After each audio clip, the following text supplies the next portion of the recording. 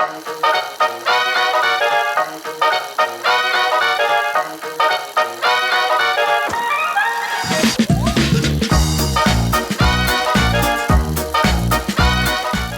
I've got something kind of unique and fascinating, and we'll actually be unboxing an old Super 8 film camera from around the 1970s. Because, well, life looks better through Super 8.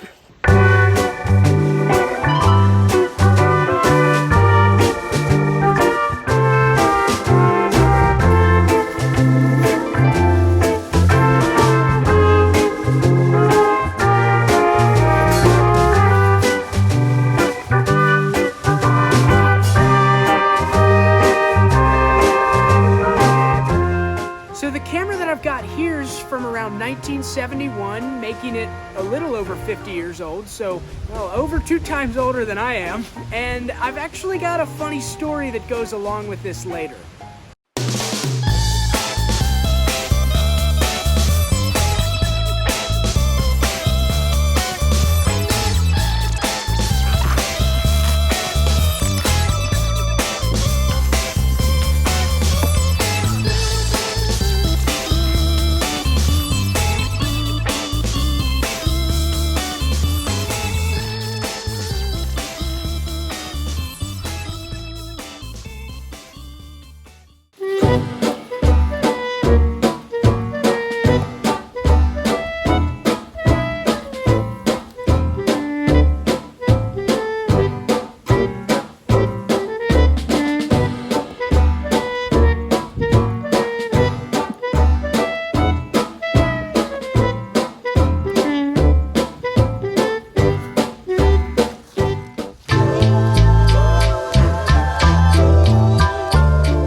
So here it is, the 𝗕𝗲𝘀𝘁 LD6 Super 8 film camera.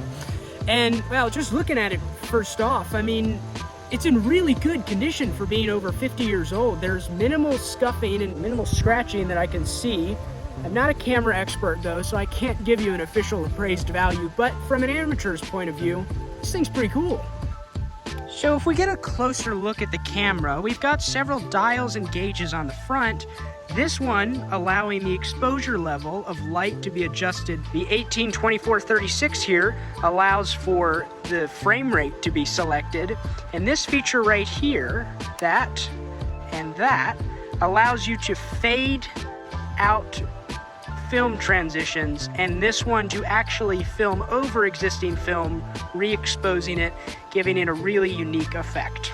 When we come to the back of the camera here, well, the gauge is a little messed up on this one, but this lets you know how many feet you have left of film in the cartridge you're using. And then, of course, the viewfinder, that classic look. And then you've got the actual spot for the film itself. To the back over here, well, we've got 𝗕𝗲𝘀𝘁 LD6. This is a little view window into the film cartridge area. And when there are batteries in there, you can click this and the light will light up, indicating whether the batteries are dead or not. And then coming to the top of the camera, well, we've got automatic, electric, zooming. Not sure what that is. And then you've got, well, your autofocus, or not autofocus, your manual focus right here, and then the actual zooming. The trigger is on this side, and then the actual lens itself. So overall, this thing's a pretty cool camera, but I want to put some batteries in here and see how it operates.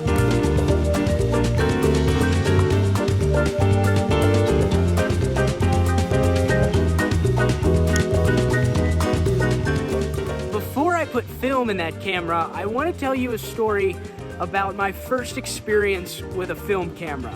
From about 2 months from when this video is posted, my friend and I were going to take a trip to Michigan. We were going to drive from North Carolina in one day all the way to the top of the lower peninsula of Michigan.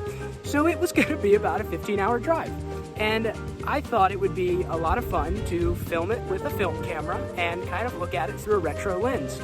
And so I got the film camera, I got the film, and we left in the morning at 4 o'clock, and we made it there, probably at maybe 7 o'clock at night. I mean, a very long day, but we were up there for a couple days. It was a lot of fun. We did the 𝗵𝗲𝘁 Bridge Walk, and that was going to be the whole theme of the video. And then we finished the 𝗵𝗲𝘁 Bridge Walk and drove all 15 hours back and woke up and went to school the next morning.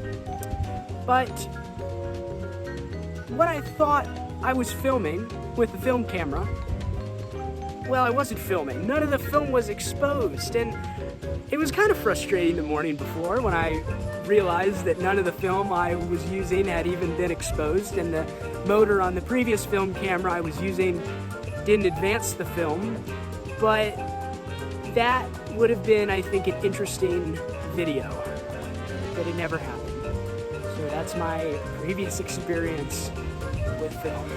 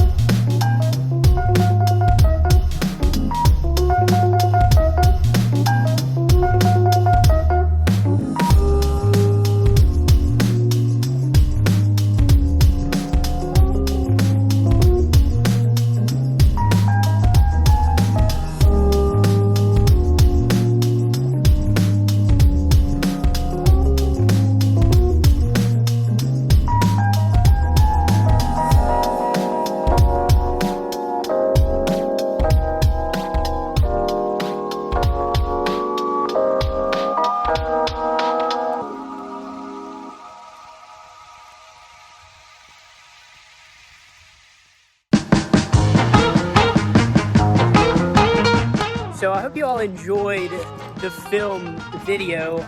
I don't know how it turned out. I guess we'll see in 4 weeks. I have a feeling it'll either be super blurry, which I hope it wasn't, or it'll work. It'll be like the actual film camera. Like it'll be like film, like you see on the movies. So I'm really hoping that's the case. Whatever you just saw, that's the final product, and I hope you liked it. That's going to be the end of the video. If you liked it, consider following for more, but as always, thank you and take care.